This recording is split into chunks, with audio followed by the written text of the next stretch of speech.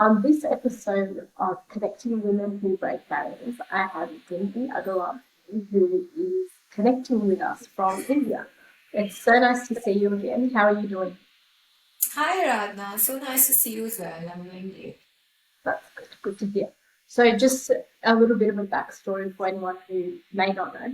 Dimpy and I actually met on a ski trip that I joined her on in India. So, that was a great experience for me. We connected on different levels, and I thought she would be someone really inspiring to have on the podcast today.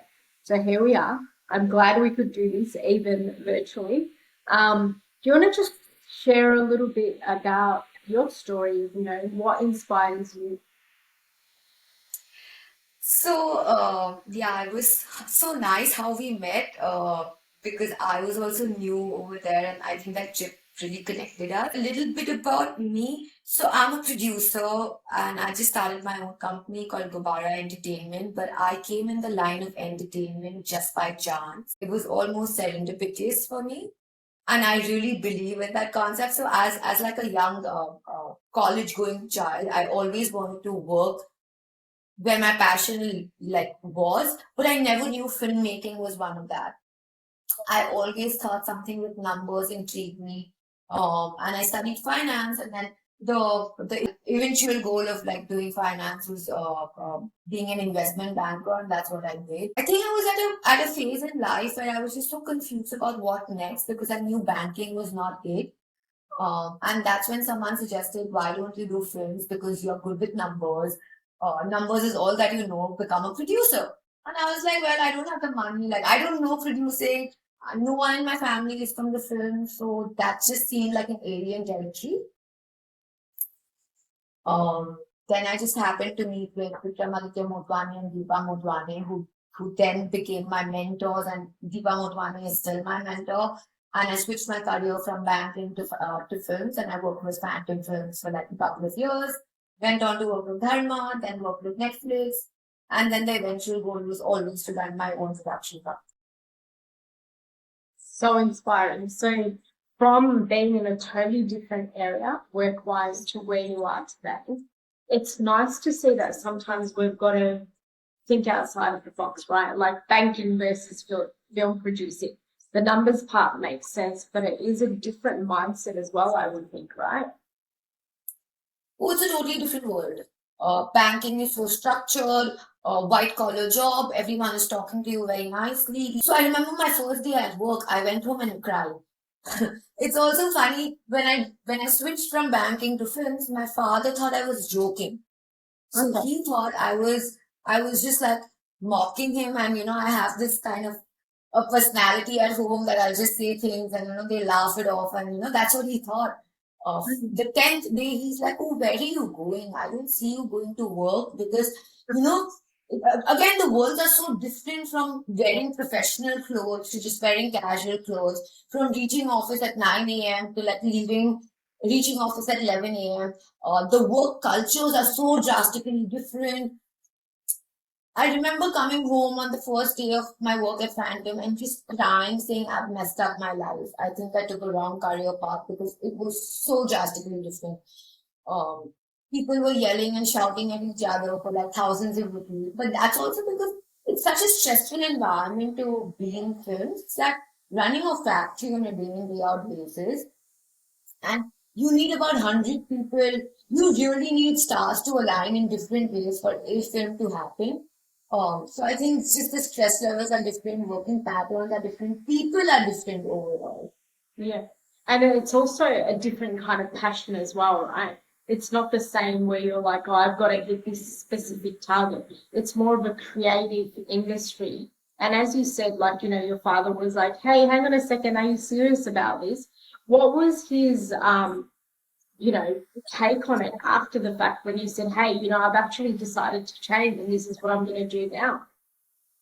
It's very funny.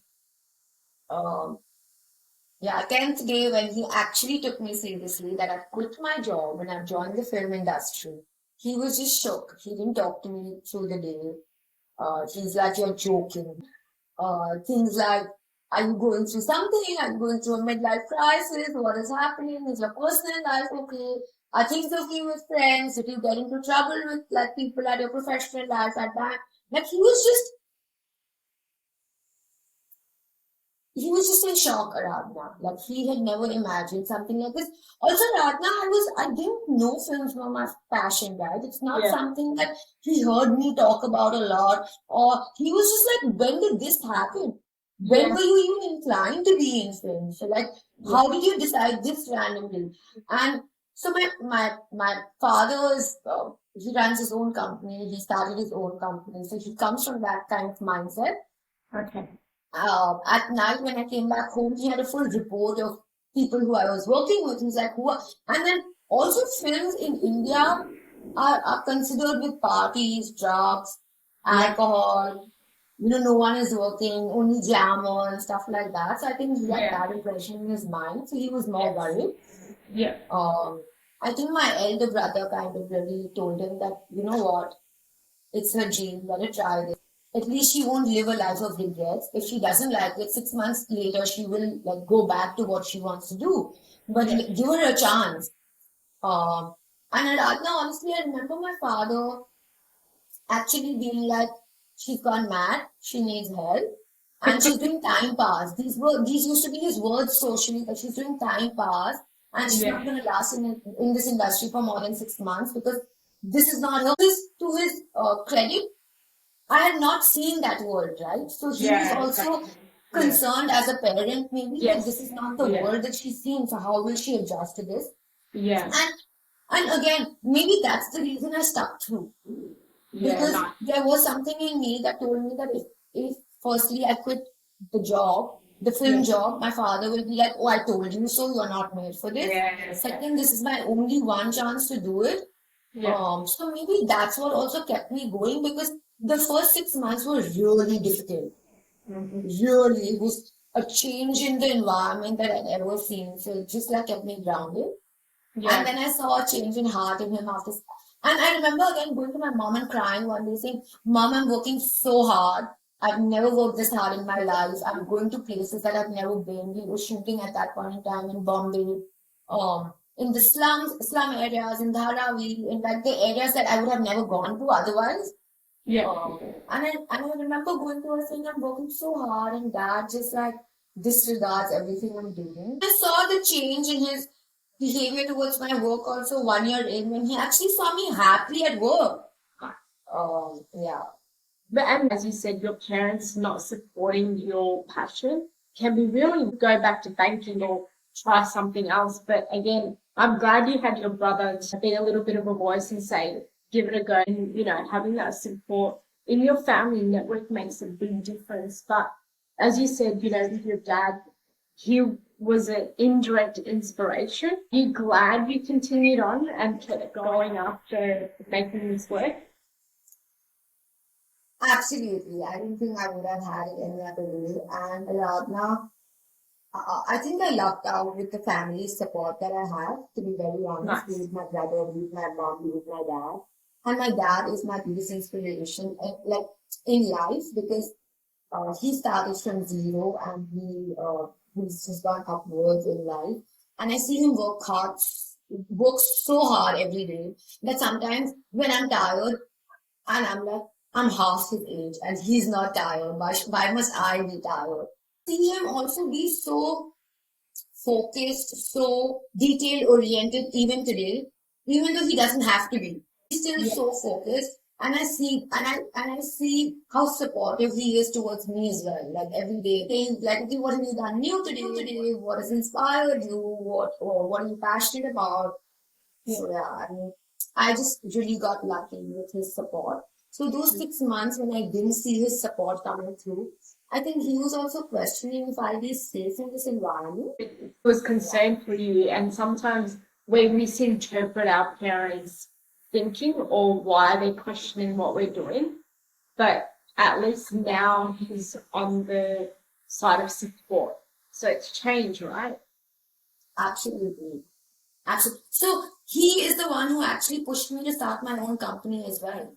Okay. Yeah. Nice. So when I joined Netflix, I was growing in Netflix. I was doing a lot in terms of original films and series that were coming out of India. And Yeah. after like 2.5 years, he saw me get comfortable there. So one day he came to me and he's like, let's talk about work. And he just started talking about how is Netflix going for you? Are you enjoying it? Are you learning anything new? Those are the questions he was asking me. That is it inspiring you still?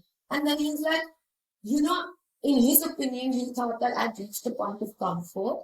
And he's like, see, if you, and I always had a dream of opening my own company. So he reminded me of that. And he's like, you once came and told me you wanted to have your own company. So if you think you still want that, maybe now is the right time to do that. And I was like, oh, well, I think I need a little more experience and I still should work here for a bit. He's like, you will never feel ready. Um, you will always feel like you need more experience, but don't drift in the space of comfort because once you get too comfortable, then it's very difficult to get out of it. And he said, that's also fine. If you feel you want to just like be here, that is also fine. But then 5 years later, don't come and regret that, oh shit, you should have started 5 years earlier, when you had the energy that you did, because that's not always going to stay constant. So he actually really pushed me to start my own company as well. I love that. And see the turning point, right? From are you sure? Is this the right thing? And all the concern and everything was coming from a place of love. And now with, you having your own company, I know that you just celebrated 1 year, so congratulations. That's super exciting. How are you finding it now having your own? Feels good, but to be very honest, it feels a lot of pressure at times.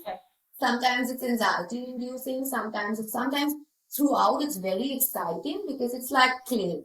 And Yeah. I can mold it in the way that I want it to be, in terms of the theme I have, in terms of what I want to do, in terms of what I want to say. So it's very, very, very exciting, but it's also um, a lot of anxieties and a lot of nerves. Sometimes it's like, oh my God, am I doing it right? Oh my God, I could have done it this way. Am I being a good leader? There's just like so many self doubts that come with it, but overall it feels good. And how are you navigating those self doubts? Because obviously that can have an impact on your mental health. Yeah. How do you navigate it today? With a lot of help. My family is super supportive, that we've already like I've spoken about March. Um, but I do also practice a lot of inner work in terms of meditation, in terms of journaling, in terms of, and I do also take help from, I have my psychiatrist that I go to, I take coaching.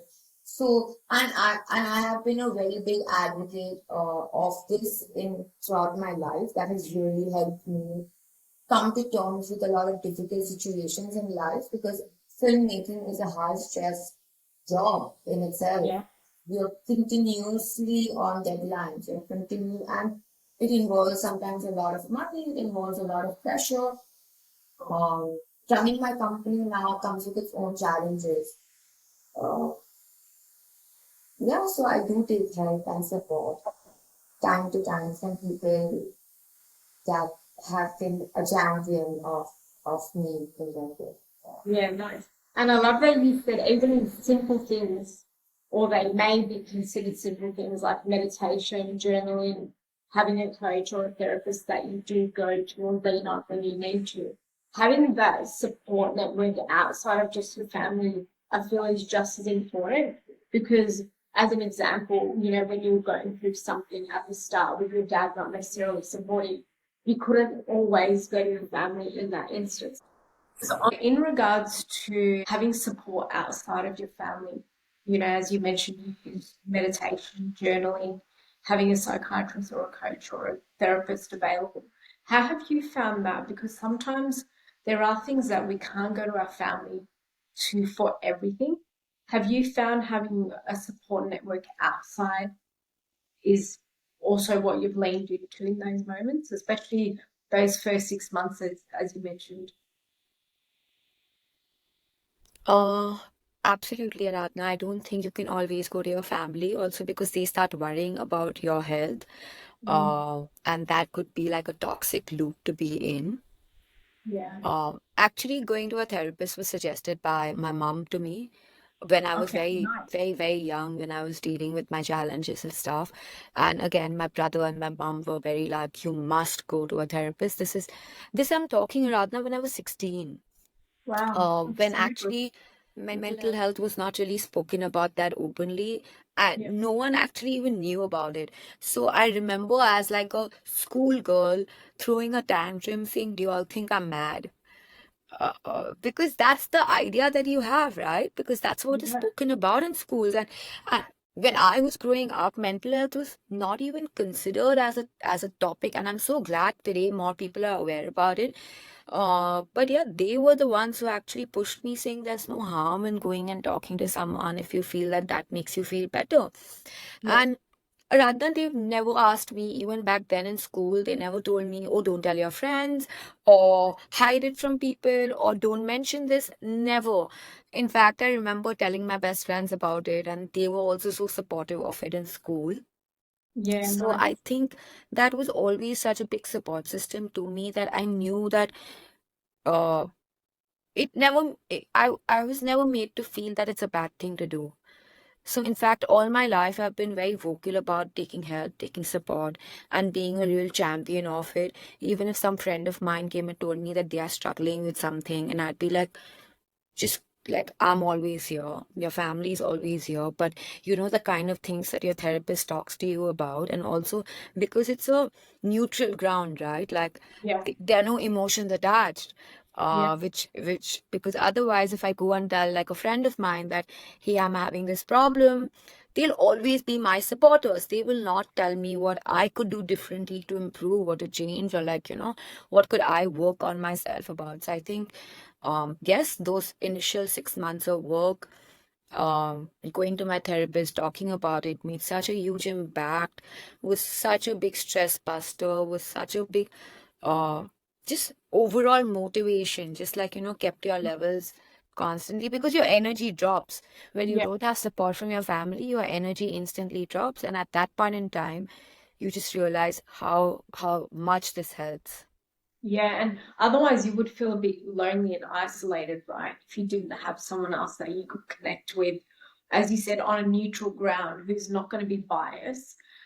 So you mentioned, and I just want to go into it a little bit because I'm also a huge advocate for supporting or getting support, especially when you're going Yeah, through something emotionally challenging, mentally challenging. As you said, you encourage your friends as well, but is that something that you also look at, having your own business and something that maybe Gubara in the future would produce a film about it or abs- do something in that space? Because as you said, it's not talked about enough. And I think you could hopefully be a game changer in that space. So I love that you bring this up, Aradhana, because this is actually something that we're developing about mental health, a show on mental health which talks of it in a fun way, in a nice way, if not like making it too preachy or educational, but normalizing it. So we are in-house actually developing something which we plan to start producing sometime next year, go on shoot and do it. But yeah, absolutely. And I'm always looking out for scripts that have like an undertone of something that is normalizing mental health. Yeah, for sure. Oh, it's super exciting. You have to keep us posted on that. And I'll Absolutely. definitely get you back on the podcast next year when you've released it or you're in production so you can share the journey, because I think it's a topic that the more we share about it, the more we normalize it, it's actually going to create a better environment and better relationships for us, Yeah. right? Because when you bottle everything up, it's really easy to burst like a champagne bottle because you're like, I don't know what to do with all of these challenging things anymore. But knowing that you can speak to someone is something that a lot of women actually don't do. So the first thing is congratulations for doing that and for Thanks. having the courage to also do it. And for our listeners, I want them also to think about that in their own space. Where do they need help? And take the brave step that Dimpy did. And I know that she had support from her family, but like her friends, you'll always have someone in your corner that is willing to support you. And if it's not in your close circle. Dimpy and I definitely will support you and are happy for you to reach out. As she said, the work that she's doing with the new production in the new year, share whatever resonates with her as well, if you think it's going to help improve someone else's life in future, because we're here to empower each other, we're here to learn from each other, and we're also here to support each other. Things do get tough, right? And every day is not perfect. So I'm glad you stayed on the journey. So how did you celebrate your 1 year? We just did a little desserts, and I'd forgotten about that, to be honest. Like, again, like friends reminded me of Yeah, it, and then family got like a little celebration at home after I got done with work, so it was cute. Yeah. very nice. Very nice. Um, and absolutely, I think there's so much help available, even anonymously nowadays. So if you don't have a supportive family or friends around, or if you don't want to talk to friends or family about it, there's so many organizations or helpline numbers that you can just call and talk. So like for everyone to like Aradhana's audience or whoever the viewers, definitely help is available, and one must not shy away from it at all. Yeah, 100%. And, depending on whatever country you are in that you're listening to, there'll be someone available for sure. Just fast forwarding a little bit. So I know work's a real big passion of yours. What else do you like doing that keeps you feeling positive, that inspires you on the tough days? On my toughest days, I love playing with my nephew. Okay. He's 6 years old now. He really like is my stress buster overall. But otherwise, I love dancing. I love reading. Um, I love traveling. So every now and then, I take few days off, and even if it's not an extensive travel, 3 days, 4 days, just like breaking away from the mundane life and doing something else, being in nature, being in the mountains, just like really excites me. And I think I'm very adventurous. I love trying new things. So I love learning. So I keep like I pick up a sport, I pick up an activity that I want to learn, and then I travel for it. So like that keeps me grounded, that keeps me real, that keeps me also like refreshed for being in office. In terms of travel, where's the next destination on your list? Have you got a plan? I'm actually going to Cannes for work in May. So Wow. yeah. And I may extend for 3 days and visit some few friends in France after that. So Okay, that's my very, next travel. yeah, very nice. Well, we look forward to hearing about that. If you were to think about Gulbara, say in 5 years, and your life in parallel, you're working on growing your business, you want to also stay happy and healthy outside of that. What do you think is a way that you manage both? So that Gulbara reaches some of the goals that you have, and if there's any goal that you're working towards today that you're trying to achieve, how are you managing that, especially when you might have someone that says your dream's too big, why are you even trying? How are you combating that? I love that you asked me this question. It's I think almost weekly someone will ask, oh, like how come you are doing this? Or uh, having a work-life balance is very important. In 5 years' time, I do want to have Kubara at a stage where other production companies in India are leading with the global storytellers. So I do have that vision for Kubara, and it's a lot of work. But having a balance where I take some time off for my personal life so that my personal life is not stagnating. For me, family is very important. For me, relationships are very important. I do also see myself with a partner. I do have those dreams for myself in my personal life as well. So I'm also learning as I go around. I don't know if I've mastered the art yet, but I do remove time for myself, my family, my loved ones, every now and then, and I try balancing that well, even though sometimes I'm more consumed by work. Yeah. Uh, but it is so crucial and important to have a work-life balance. Yeah, definitely. And what about dreaming big? Do you think we should all do that?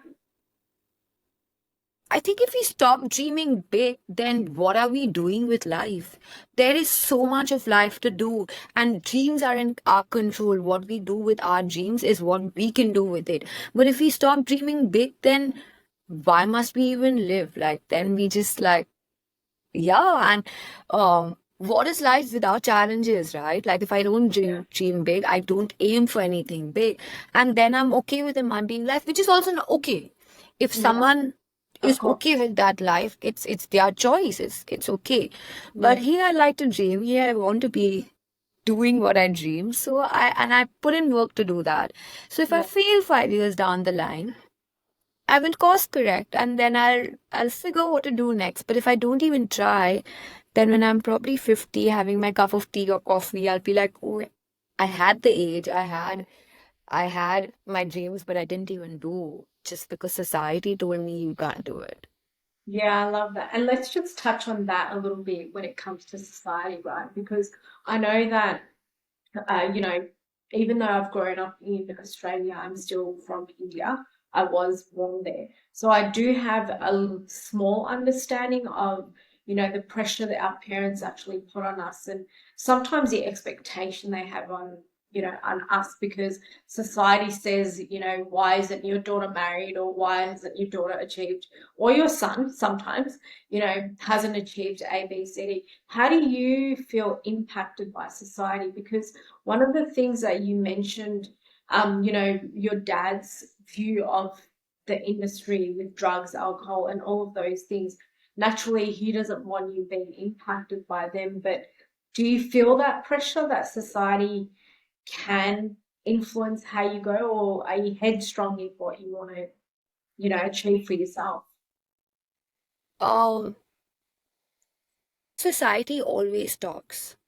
Everyone around me when I joined the film said, "Oh,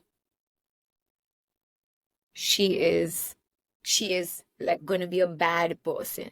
I mean, those were the words that were told to me. I think I just blocked them out. As long as I know what I'm doing, as long as my parents are supportive of it, I think that matters to me the most. But I will lie if I say that that doesn't bother me or impact me from time to time. And especially being a girl in India, Radna, even though you're supported and you can make the most of whatever is given to you, is challenging because your body clock starts ticking. Oh, you're not married. Oh, when are you gonna get married? Oh, you're in the films. Maybe that's why uh, it's cool to not be. All of those comments are always coming in, but I just block them out. It does impact me from time to time, and then I just recenter myself, do some journaling, meditation, and remind myself of the gifts that I have and how I could be grateful for what I have versus for what people are saying. So I think work that towards my stride, and s- when I do get affected, I just remind of the positives, of the support, of everything that I have, and I'm like, okay, the society will always talk. It's on me, and it's in my control to do what I do with that. Yeah, and I love that you said you even focus on gratitude because we can either go down the path of being really negative and influenced by what they're saying, and also feel like we're being judged because we're not wherever society says we should be or could be, but having gratitude for what you have and the opportunity to follow your passion is really great. Absolutely, and it's a lot of work. Working on your inner self is also work. Yeah. And it's easier to say some days are difficult. Some days to even be grateful about things that you have could be difficult. But again, you just have to remind yourself because there's so many positives around you. If you just remind yourself of the positives, it's easier to go through the difficulties. Yeah, I love that because some days it is hard, right? It is hard to think about. I've been working 12 hours. I'm so exhausted. I don't feel like doing that journaling or even reflecting. But do you find like even just 1 minute of reflection is enough to shift your way of thinking? Absolutely. It could even be 20 seconds. Just Yeah. shut your eye and be like, okay, remind yourself of 5 good things that happened to you in the day. And I Yeah. promised you, if you focus on that, you will see the positives. But I think we as humans are also in tune so much to see the negatives and Yeah. be affected by it. And again, I just think as humans, we are just tuned like that. So we Yeah. focus on what the things that are not going right versus things that are going right for us, because we just flow. When things are not going right is when there's a speed breaker and there's a bump and we realize, oh shit, this is not going right. I think even 20 seconds of reflection really helps. Yeah, I love that. And as you said, you can do it anywhere, 20 seconds. No one even needs to know that you're doing it. You don't need to step away from what you're doing, but it's just a matter of centering in, going in, closing your eyes, even that also helps because you're present with yourself and you can think about, how life is, and no matter how tough some days can be. And just on that note, like with everything that you've achieved, as you said, you had some challenges that you faced in your teen years. Is there any one challenge that you faced that you would say was a bit of an anchor or helped you, change your mindset and the way you actually live life? Because I'm sure you didn't just wake up one day and said, I'm going to journal and everything's going to be fine. Not at all. One thing that changed how I look at things would be, I think, my eating disorder. Um, Growing up again in teenage, I went on the bandwagon of being really fit and I wanted to be fit. I was a chubby child. So then I started like really working out, uh, eating healthy, and that became almost obsessive where I just stopped eating because I wanted to look a certain way. And then I kind of dealt with anorexia. And that's what kind of changed how I looked at life overall. That 1 year was really challenging, and the eating disorder really taught me a lot, even about myself, even about why I went through that, right? Why was I obsessive about it? Why did I want to look a certain way? And I think a lot of teenage girls go through that. And Ratna, in today's time, and in fact, then we didn't even have social media that prevailing, right? Like there Yeah. was no Instagram, there was no Facebook, and yet I went down that route. I think in today's time when people are really like, especially the Gen Z and the younger people,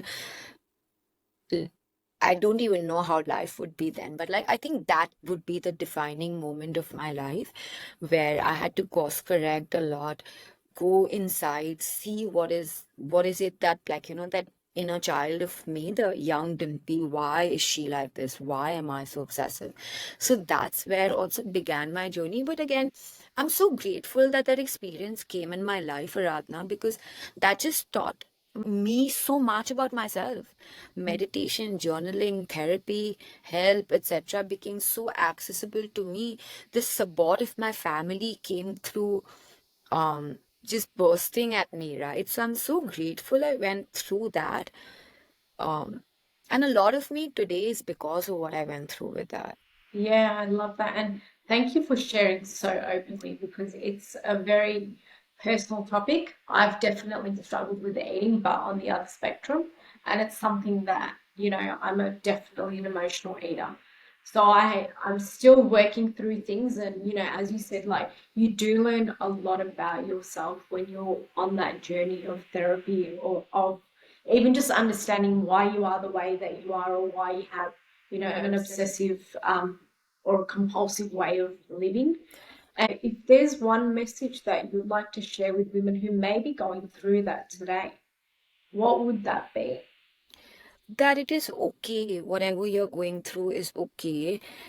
Uh, just talk about it. Talk about it. Do whoever you feel comfortable. Write about it if you're not comfortable talking about it. Sometimes it's your emotions need to come out. You just need to talk to yourself. You just need to know exactly why you're going through it. So use any medium, write, talk, speak, let it all out. Yeah, And reach out to Aradhana, reach out to me, reach out to any support system that you have.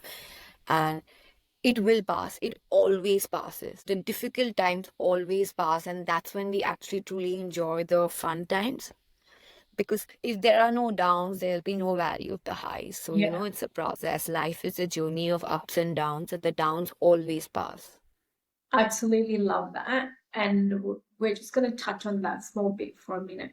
as you said, like the challenges that we face, if you hadn't faced that, as you mentioned earlier, you wouldn't have understood yourself better and you wouldn't have an appreciation for life. And that's one thing that, as a final message for our listeners, for the women who are struggling with whatever they're going through, you're not alone.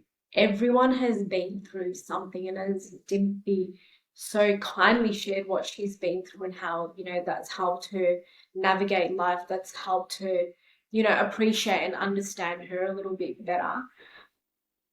Do you feel like, there are moments you still have today, and not necessarily with what you experienced in your team, but you still have to give yourself some extra love just because it's not hunky dory or perfect every day?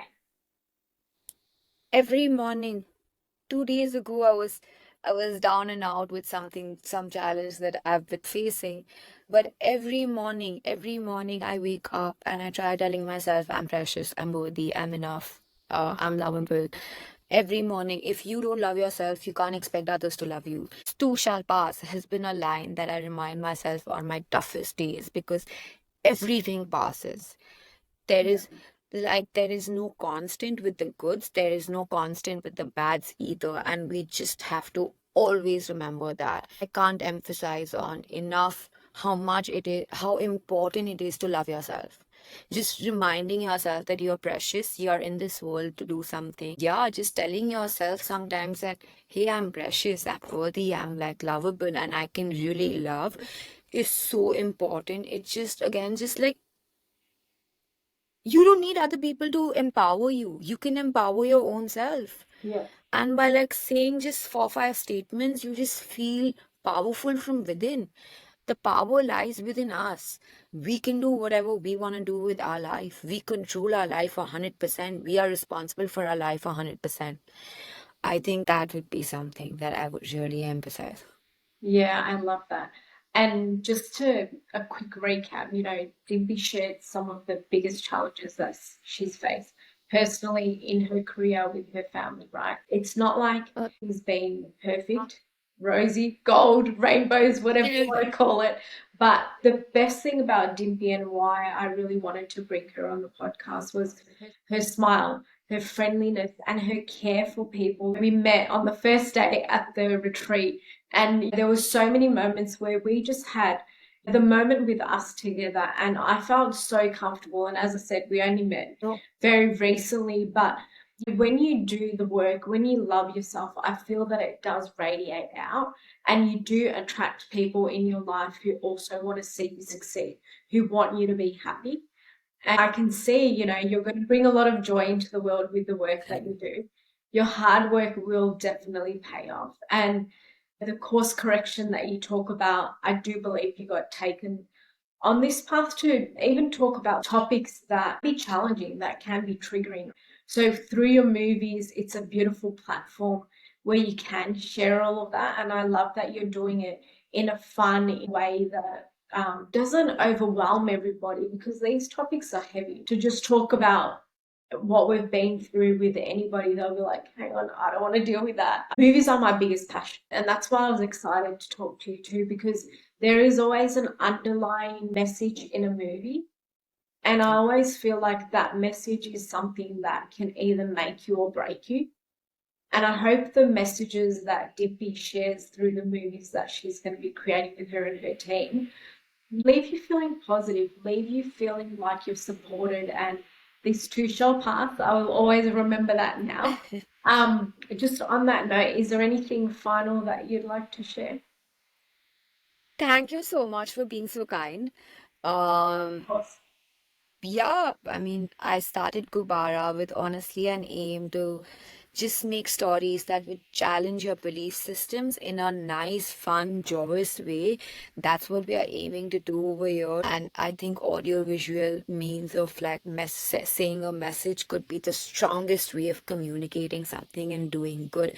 And that would be my giving to the society back. That if I could do one thing that changes your life or touches your life, I would think that I've achieved something in life. Yeah, guys, this too shall pass for whoever is going through tough times, and just always remember help is available. reach out. Thank you so much, Dimpy. And I look forward to staying connected. Closing out for today's episode, we are loved. You'll always be loved. And no matter what you're going through, there is always someone there to support you. So please reach out, get the help that you need. And don't feel like there's no one who can understand your journey, because there are things that didn't be shared openly today, which I had no idea about. And I'm sure there are people who may know her but may not know the story to this level of detail. Sometimes we don't know what people are going through, and that's okay. But that doesn't mean that they haven't been through something like yourself. Whatever you're going through is valid. Just give yourself a little bit of love and compassion, and thank you for listening. Thank you so much.